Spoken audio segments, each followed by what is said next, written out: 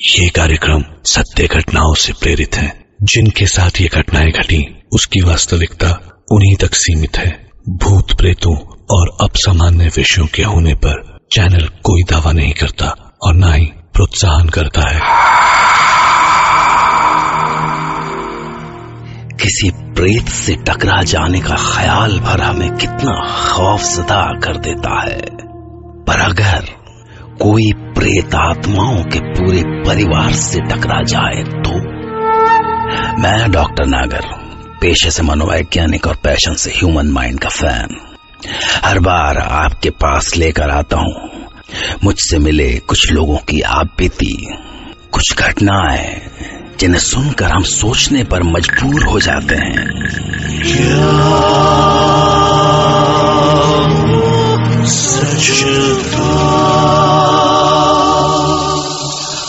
आज हमारे साथ हैं मुंबई के निशीत वागले और वो सुनाएंगे हमें अपने जवानी के दिनों की एक सच्ची घटना जब वो एक प्रेतों की पूरी फैमिली से टकरा गए थे। शायद हम कुछ फ्रेंड्स छुट्टियां एंजॉय करने रत्नागिरी के लिए निकले थे, पर मुश्किल ये थी कि हम घंटों तक इधर उधर भटकते रहे, पर कहीं भी होटल का एक भी रूम नहीं मिल पाया। क्या यार, जहाँ जाओ फुल है। मैंने पहले ही कहा था प्रोग्राम बनाने से पहले बुकिंग करा लो, लेकिन मेरी सुनता ही कौन है। ए, रुक रुक निशित, उधर उधर उधर सामने कोई रेस्ट हाउस जैसा दिख रहा है।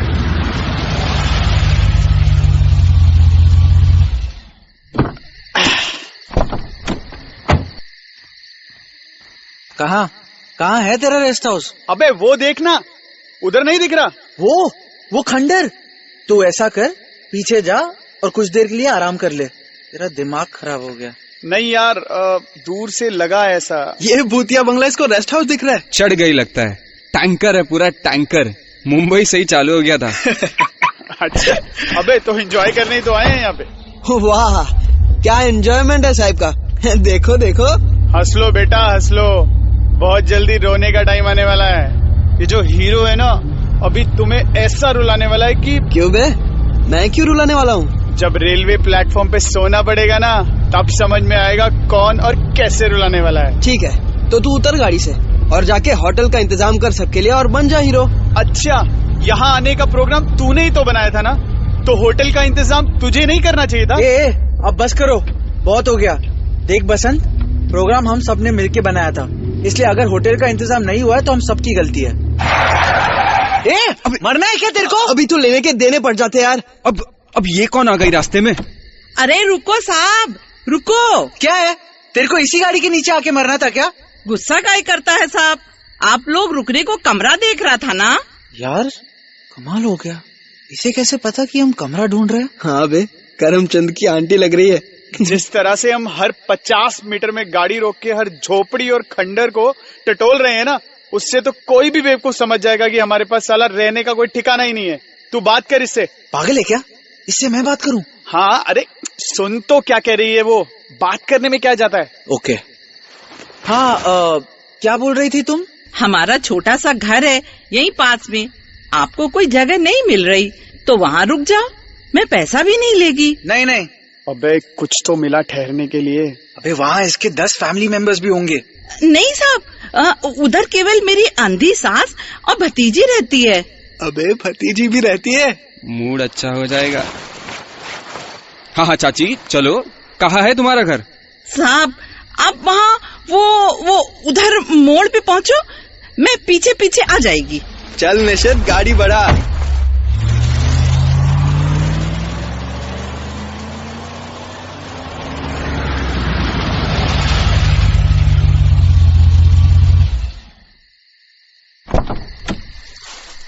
अब वो औरत पता नहीं कब तक आएगी।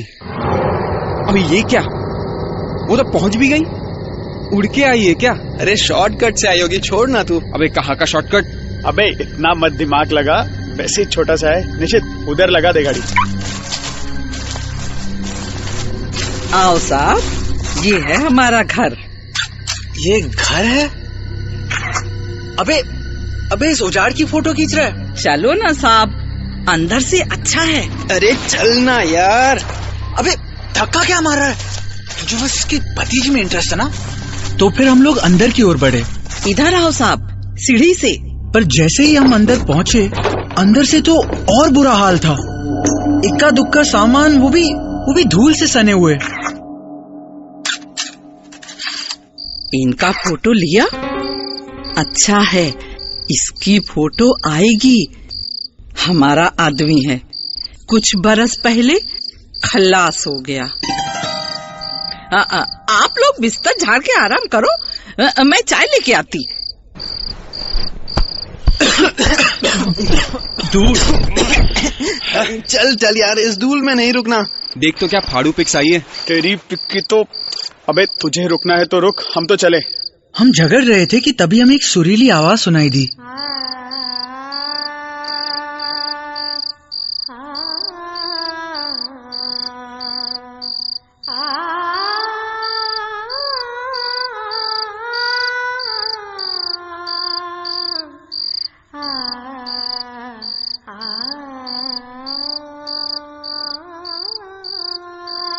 We were spellbound। क्या कशिश थी उस आवाज में। मयंक का तो सुर ही बदल गया। चाची, चाची, चाय बन गई क्या? मैं मयंक के पीछे पीछे गया तो देखता हूँ कि जिस रूम में वो एंटर हुआ, वहाँ एक सुंदर लड़की थी। सिंपल बट क्या ब्यूटी थी उसमें। मयंक जाके उसके पास बैठ गया। आप बहुत सुंदर गाती है। अबे निश्चित आया यार। देखा, चालू हो गया ना मयंक। यार पता नहीं क्या है उस लड़की में, एक बार उसको देख लो तो पलक झपकती ही नहीं। तभी किसी बुढ़िया की खांसने की आवाज आई। बड़ी अजीब आवाज थी। ये क्या है? उस औरत की सास थी ना, वही होगी। मगर यार कौन सा इंसान ऐसे खांसता है? हम लोग शौक से एक उजाड़ रूम की ओर बढ़े। उसी ओर से खांसने की आवाज आ रही थी और जब दरवाजे से झांक के देखा तो वो ऐसा लगा जैसे वो 70-80 नहीं 1000 साल की अंधी बुढ़िया थी। चटाई पर गठरी बने लेटी हुई थी और कैसी आवाज थी उसकी। दया, ओ दया, तू आ गया रे, आ गया रे तू। हमारा तो खून ही जम गया। हम समझ गए कि कुछ तो गड़बड़ है और बस उसी मोमेंट वहाँ से निकलने को तैयार हो गए। चल चल रोहित जल्दी चल यहाँ से। निकलो यहाँ से यार, कुछ गड़बड़ है। सामान उठाओ जल्दी और निकल चलो। मयंक। अरे कहाँ भाग रहे हो? क्या हुआ? अरे यार तुम लोग भी ना। चल निकल यहाँ से। हम अपना सामान उठा के निकलने को ही थे कि तभी जाने कहाँ से वो औरत चाय लेके आ गई। कहाँ जा रहे हो साहब? चाय तो पी लो। नहीं पीनी चाय। चलो निकलो सब यहाँ से। और हम सब भाग के सीढ़ियों से नीचे उतरे और गाड़ी की ओर लपके। पर वो औरत इतनी तेज सीढ़ियां उतर सकती थी, वो जैसे उड़ के आई ठीक हमारे सामने। बहुत जल्दी में है साहब, चाय भी नहीं पी। तुम इतनी जल्दी कैसे आ गई? अबे जल्दी गया भाड़ में। बस हम निकल यहाँ से। वो औरत नहीं कुछ और ही है। भाग गाड़ी की ओर भाग। इधर जल्दी आ। चल जल्दी गाड़ी में चल। भाग जल्दी चल। चाबी गाड़ी का है। गाड़ी किधर? गाड़ी उधर वो रही गाड़ी। चलो जल्दी चलो यार। स्टार्ट कर इसको। अबे कर तो रहा हूँ। अरे भगा निश्चित, जल्दी गाड़ी भगा जल्दी।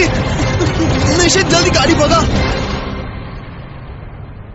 और गाड़ी स्टार्ट हुई और हम ही जानते हैं कि मैंने जिंदगी में कभी स्पीड से ड्राइव नहीं किया। जैसे मौत हमारे पीछे पड़ी थी। जिस स्पीड से मैं ड्राइव कर रहा था, सिर्फ 20 मिनट लगे होंगे सिटी पहुंचने में।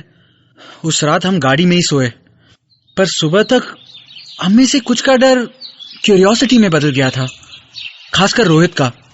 वो इन चीजों पे वैसे ही ज्यादा यकीन नहीं करता था। और अगली दोपहर हम फिर उस जगह जाने के लिए निकल पड़े। अभी हम उस जगह के पास ही पहुंचे होंगे कि हमें एक आदमी जाता दिखाई दिया। तो हमने उससे उस खंडर के बारे में पूछा। क्या बोलता है साहब? उधर कौन रहेगा अब? 10 बरस हो गया, आदमी और उसका भतीजी एक रोड एक्सीडेंट में खल्लास हो गया। उसका औरत, उसको खबर मिला तो उसको दिल का दौरा पड़ा, वो भी खल्लास हो गया। और वो अंधी बुढ़िया, वो तो चलने से भी लाचार थी साहब, भूखी प्यासी मर गई वो भी। क्या जाने आपको वो सब कैसे दिखा। तभी रोहित को जाने क्या हुआ, उसे चक्कर आने लगे। रोहित रोहित रोहित, अबे क्या हुआ इसको? रोहित तू ठीक तो है ना? रोहित, मुझे गाड़ी में ले चलो यार। हाँ ले जाओ यार, इसको उठा के गाड़ी में डालो। हमने उसको सहारा देके एक गाड़ी में लिटाया। अभी बड़ी मुश्किल से उसे होश आया होगा कि उसने अपना कैमरा निकाला, एक पिक्चर सर्च करके हमें दिखाई। ये वही था, ये आदमी वही था। कौन बे? क्या बक रहा है तू?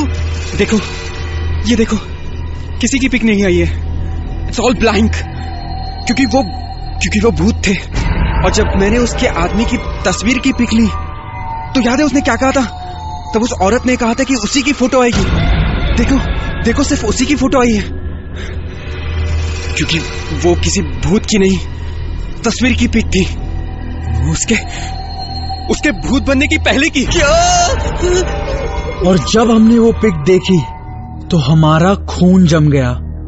एक पल को लगा जैसे तस्वीर में उस बूढ़े ने पलकें झपकाई। ये पिक रोहित ने उसी खंडर में खींची थी, उस औरत के मर चुके आदमी की तस्वीर से। और वो आदमी वही था जिससे अभी कुछ देर पहले हमने बात की थी। निशित, बस मुड़ के मत देख, तू भगा। जितनी तेज हो सकता है उतना भगा, बस भगा। हम डर से पीले पड़ गए, सब बस यही चिल्लाए जा रहे थे, गाड़ी भगा निश्चित, आज कोई नहीं बचेगा। और मेरा ध्यान सिर्फ एक्सीलरेटर पर था। मेरे दिमाग में एक पल को भी ख्याल नहीं आया कि गाड़ी की रफ्तार क्या है। मैं तो सिर्फ मौत से दूर भागना चाहता था। और तभी जोर से आवाज हुई और हमने सामने जो देखा वो सामने बुढ़िया थी, गाड़ी के बोनेट के ऊपर मकड़ी की तरह अपने हाथों पैरों के बल बैठी हुई।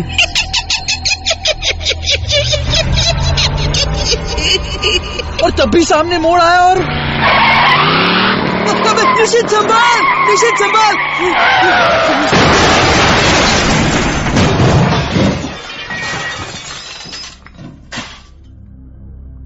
एक पल में सब कुछ खत्म हो गया, दोस्ती और खौफ भी।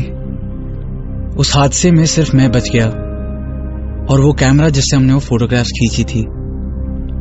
और आपको पता है, मैंने लाख कोशिश की लेकिन उस कैमरा से वो फोटोग्राफ्स डिलीट ही नहीं होते।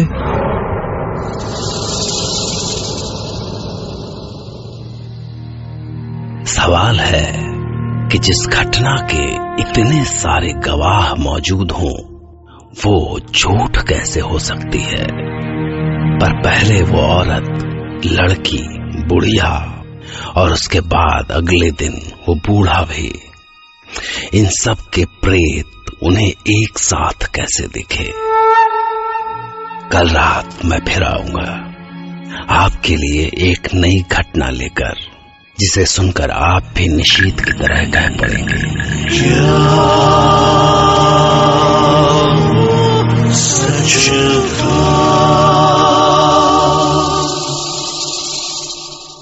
और हाँ, आखिर में, क्या आपको भी फोटोग्राफी का शौक है?